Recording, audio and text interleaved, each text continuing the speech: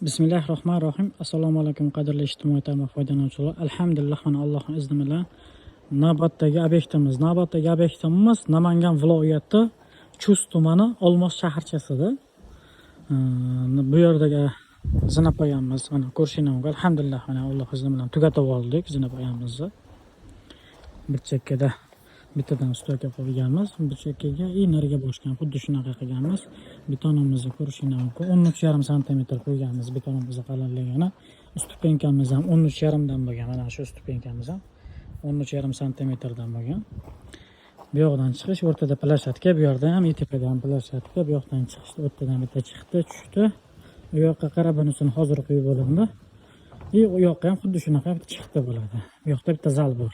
Qilkashlarimiz sizlarga manzur bo'lsa, albatta kanalimizni qo'llab-quvvatlab, obuna bo'lib, like bosib qo'yishingizni so'rab qolamiz. Sizlarni qanaqadir qiziqtirgan savol yoki shunga o'xshash beton zina xizmat zakazlaringiz bo'lsa, opisiyaga telefon nomerimiz. Bemalol murojaat qilaverasizlar. Sog' bo'linglar, salomat bo'linglar, inshaalloh yaxshilikda ko'rishaylik.